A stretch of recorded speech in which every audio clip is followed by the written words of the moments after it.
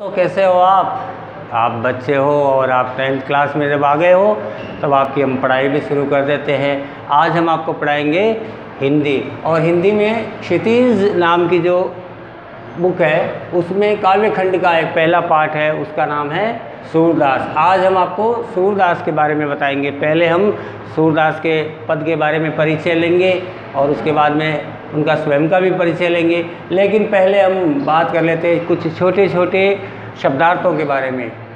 बूझत का मतलब होता है पूछते हैं, खोरी का मतलब होता है गली, और तन का मतलब और, पौरी का मतलब दहलीज, और छोटा का मतलब होता है बेटा या लड़का, बुरई का मतलब भुलाया, तनक यानी थोड़ा सा, और निश यानी रात, अंकोर यानी रिक्त या भेंट, नागर का मतलब होता है चतुर। पहले बच्चों आज हम सूरदास के बारे में कुछ परिचय ले लेते हैं। आपको मालूम ही होगा कि सूरदास का जन्म 1540 ईस्वी में आगरा और मथुरा के बीच में एक गांव है रुनकता। आगरा और मथुरा के बीच में रुनकता नाम के गांव में इनका जन्म हुआ था। ये कंफर्म नहीं है लेकिन ये माना जाता है। कुछ विद्वान दिल्ली के निकट सिही गांव में भी इनका जन्म स्थान मानते हैं। ये सद्गुण उपासक थे। कृष्ण भक्त आचार्य वल्लभ ने इन्हें संप्रदाय में दीक्षित किया था। पुष्टि मार्गीय अष्टछाप के कवियों में सूरदास का नाम है। सूरदास की सर्वप्रथम गणना पुष्टि मार्गीय अष्टछवि के रूप में या अष्टछाप के रूप में मानी जाती है। इनकी प्रमुख रचनाओं के बारे में बच्चों वो है सूर सागर, साहित्य लहरी और सूर सारावली। इन्होंने श्री कृष्ण को आराध्य मान करके उनकी बाल लीलाओं का वर्णन किया है, रूप माधुर्य का वर्णन किया है, और संयोग और वियोग के बारे में इन्होंने बताया है, श्रृंगार के बारे में बताया इन्होंने, भक्ति के बारे में इन्होंने बताया। इनके हजारों गेय पद का मतलब वो पद जो गाने योग्य हो। अच्छा, ये जो आज के जो पद है वो भ्रमर गीत नामक इनके गेय पदों में से है, और इसमें सगुण भक्ति का निश्चित रूप से वर्णन सुंदर रूप से किया गया है। इनका जीवांत पारसोली नामक स्थान पे हुआ था।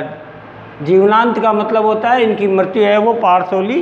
अब पाठ के बारे में हम आपको बता दें, इन्होंने जितने भी पद सूरदास ने इस पाठ में दिए हैं उनमें मैं आपको बताऊं कि पहला पद है वो जब भगवान कृष्ण छोटे थे, बाल रूप में थे और राधा उनके पास में खेलने के लिए आती थी, तो उस समय का राधा और कृष्ण के वृतांत को, आपसी जो भेंट है उसके बारे में उन्होंने बड़ा ही सुंदर चित्रण किया है। और दूसरे पद में उद्धव के निर्गुण भक्ति के संदेश और उपदेश को सुन करके गोपियों के जो प्रतिपाद का निरूपण किया है, वह कृष्ण को अपने मन और हृदय को हरने वाला प्रेम प्रीति का चोर मानती है। तीसरे पद में गोपियाँ मथुरा से भेजे गए संदेशों का आक्षेप करती है और उद्धव को उलाहना देती है। अंतिम पद में गोपियाँ अपनी व्यवस्था वेदना व्यक्त करती है, और हमारा मन तो, वो कहती है उद्धव से कि हमारा मन तो प्रेम के रूप में भगवान कृष्ण के साथ ही चला गया। जब से भगवान कृष्ण यहाँ से गए हैं तब से हमारा मन है वो उनके साथ चला गया। यानी उद्धव के निर्गुण संदेश को कैसे अपनाया उन्होंने। प्रथम पद संयोग रस का है और बाकी के 3 पद है वो श्रृंगार से संबंधित है। इनकी वेदना इनसे झलकती है। पहला पद है बच्चों, बूझत श्याम कौन तू गोरी, बूझत श्याम कौन तू गोरी, कहा रहती काकी है छोरी, देखी नहीं कबहू ब्रज खोरी, काहे तो मन ब्रज तन आवती, खेलत रहित आपनी पोरी, सुनत रहत श्रवणी चंद ढोटा, करत फिरत माखन दधि चोरी, तुमरो कहा चोरी हम लेंगे, खेलन चलो संग मिल जोरी, सूरदास प्रभु रसिक शिरोमणि, बातन बुरई राधिका भोरी। इस पद में कृष्ण की राधा के साथ अचानक भेंट हो जाती है और उन्होंने राधा से परी से पूछ करके कहा है कि तुम आजकल, हे राधा, तू आजकल दिखाई नहीं देती हो। तब राधा ने उत्तर दिया, जो उत्तर उन्होंने दिया और जो प्रश्न कृष्ण ने राधा से किए उसके बारे में बड़ा ही सुंदर वर्णन वो सूरदास जी ने किया है।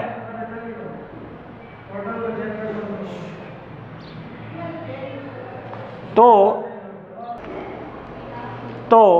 प्रथम बात यह है कि ब्रज में जब राधिका कृष्ण के साथ आती है तो कृष्ण उनसे प्रश्न पूछता है कि हे राधा, तुम कहाँ रहती हो, तुम किसकी पुत्री हो, हमने तुम्हें कभी भी ब्रज की गलियों में नहीं देखा है। तो राधा ने उत्तर दिया, हम ब्रज की ओर से आते ही नहीं, बल्कि इधर आने वाला कोई हमारा प्रयोजन ही नहीं है, हम तो ऐसे ही खेलती हुई आ गई, हम तो अपनी दहलीज पर खेला करती है। हाँ, इतना ज़रूर सुना करती है कि नंद का एक लड़का है जो कि दही और माखन की चोरी करता है, ये हमने सुना है। राधा की बातें सुन करके चतुर, कृष्ण तो बड़े चतुर थे, राधा की बातें सुन करके कृष्ण ने राधा को पूछा, हे राधा, उस नंद के लड़के ने तुम्हारा क्या चुरा लिया है जो कि तुम उन पे चोरी का आक्षेप लगा रही हो, तुम इस पे क्यों चोरी का आरोप लगा रही हो। अब तुम्हारे ऊपर जो मैंने विश्वास किया है उसके आधार पे यदि तुम आरोप लगाती हो तो चलो कोई बात नहीं, नंद का लड़का माखन चोर है, लेकिन तुम तो मेरे साथ खेलो।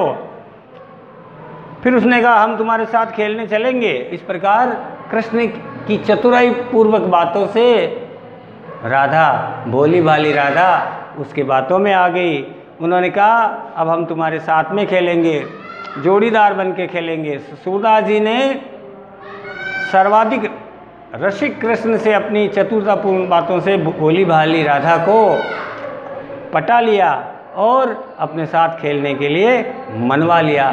इस प्रकार इस पद से बच्चों राधा का भोलापन झलकता है और साथ ही साथ कृष्ण की चतुराई भी झलकती है, और उसके साथ साथ बाल्यकाल का जो बड़ा ही सुंदर चित्रण इन्होंने किया है वो देखने योग्य है। अगला पद है, मधुकर श्याम हमारे चोर, मन हरि लियो तनक चितवन में चपल नैन की कोर, पकड़े हुए हृदय उर अंतर प्रेम प्रीति की जोर, गए छड़ाई तोरी सब बंधन दे गए हंसने अंकोर, चौकी परी जागत निशीती दूत मिलो एक भोर, सूरदास प्रभु बरबस लूट्यो नागर नवल किशोर। यहाँ सूरदास जी ने बड़ी सुंदरता का चित्रण किया है कि जब कृष्ण मथुरा छोड़ के चले जाते हैं तो आपको मालूम है ना, कहते हैं 16,000 जो गोपिकाएं थी वो कृष्ण से स्नेह करती थी, प्रेम करती थी, और जब कृष्ण उनको छोड़ के चले गए तो वो मधुकर, या मधुकर का मतलब, मधुकर का अर्थ होता भंवरा, और कृष्ण के दोस्त और भाई उद्धव को उन्होंने भंवरा माना है और उनको उलाना दे रहे हैं। उलाना देते हुए गोपिकाएं कहती है, हे मधुकर या हे उद्धव, कृष्ण हमारे चोर है, उन्होंने हमें जरा सी मधुर दृष्टि और चंचल नेत्रों के कटाक्ष से, यानी प्रेम पूर्ण तिरछों नेत्रों से उन्होंने हमारा मन हर लिया है या चुरा लिया है। जब उन्होंने हमारे मन को चुरा लिया है और उनके प्रेम और स्नेह के बल पर पकड़ करके हमारे हृदय रूपी दरवाजे में उन्होंने हमें बंद कर लिया है, लेकिन वो बड़े माधुरी कवि सूर्यदास ने इसमें बताया है कि माधुरी छवि जो कृष्ण की है वो गोपिकाओं के मन में बस गई है। तो उन्होंने कहा, हम उनके प्रेम पास में बंध गए हैं और वो उन्होंने हमें कुछ नहीं दिया, लेकिन अपनी मधुर मुस्कान उन्होंने हमें दे दी है, जिसके बल पर आज भी हम एक तरह से बेहोश है और हमें सिर्फ चारों तरफ दिखती है तो सिर्फ एक कृष्ण की मधुर हंसती हुई छवि दिखती है। यानी कहने का मतलब है, हमारे दिल को कृष्ण ने चुरा लिया है और हमारे दिल में सिर्फ एक ही शख्स बसा हुआ है, वो है कृष्ण, और वो हमें छोड़ के चले गए।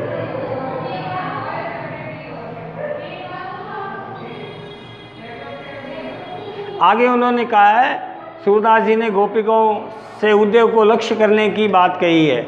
चतुर रसिक कृष्ण ने अपना सब कुछ लूट लिया है, हमारे हृदय में उनकी मधुर छवि बसी हुई है। और एक तरफ गोपिकाओं की वेदना है, एक तरफ उद्धव को उलाहना है, और उससे कृष्ण को बड़ा अतिशय सुख मिलता है कि देखो आज मेरे प्रेम में पड़ करके मेरे मित्र को मेरे प्रेम का उलाहना मिलता है।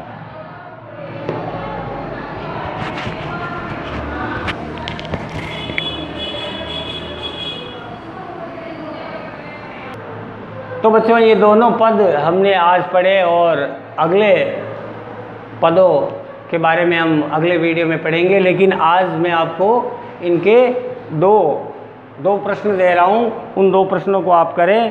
पहला तो मैं आपको ये बता रहा हूँ कि कृष्ण गौरी किसको संबोधित कर रहे हैं, तो इसका उत्तर है कृष्ण राधिका को गौरी के रूप में संबोधित कर रहे हैं।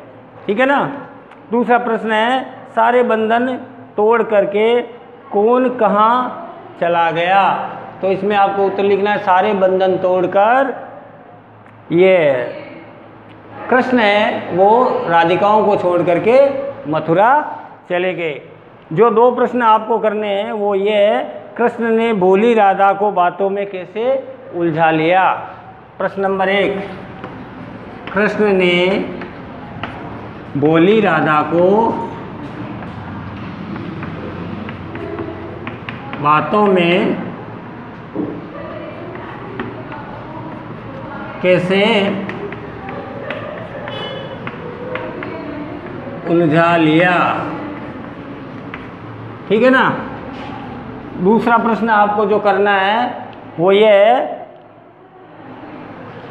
कृष्ण ने एक झलक में ही गोपियों का, कृष्ण ने एक झलक में ही